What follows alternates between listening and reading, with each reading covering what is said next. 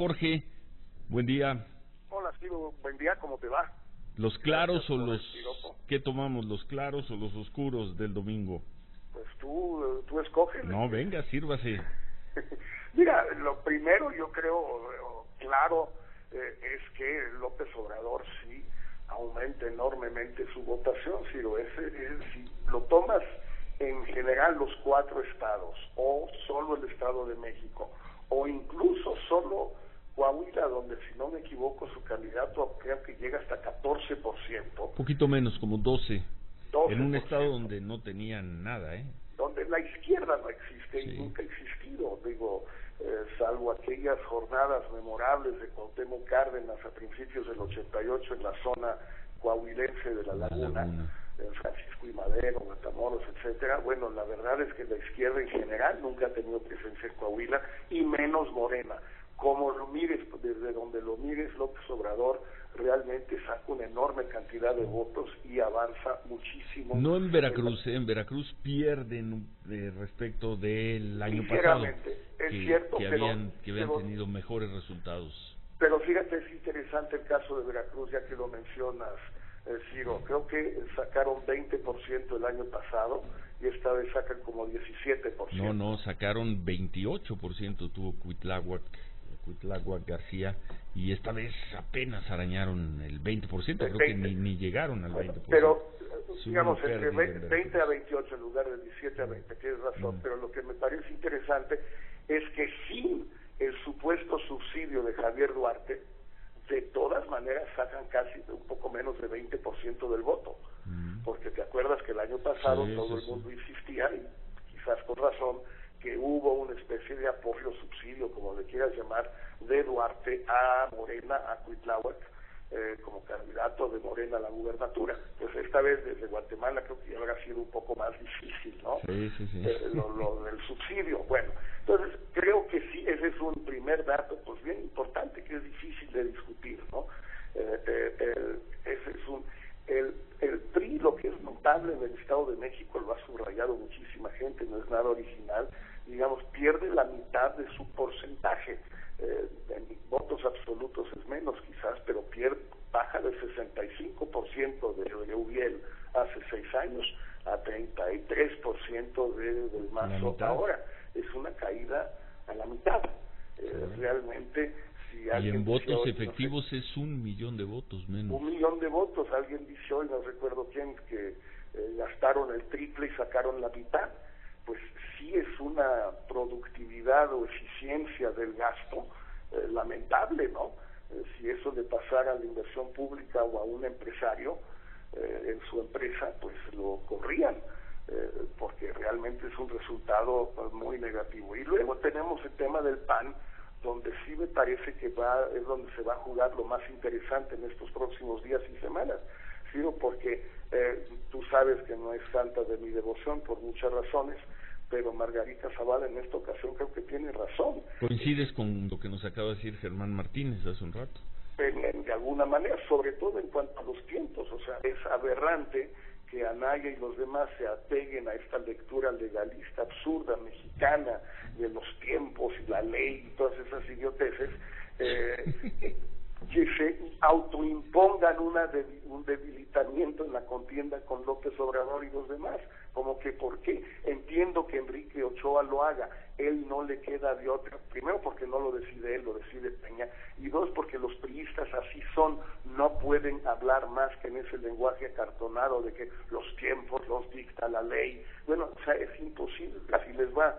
Pero en este caso me parece que Margarita Zavala tiene razón.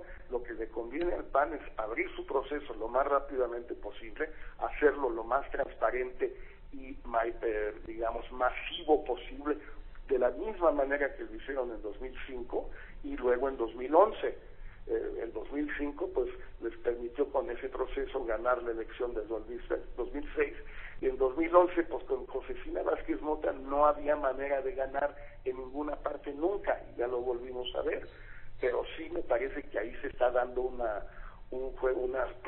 vencidas muy interesantes, porque tiene razón Zavala, tiene razón Felipe Calderón, de que deben tomar nota de lo que pasó en el Estado de México, adelantarse y no respetar los tiempos del PRI.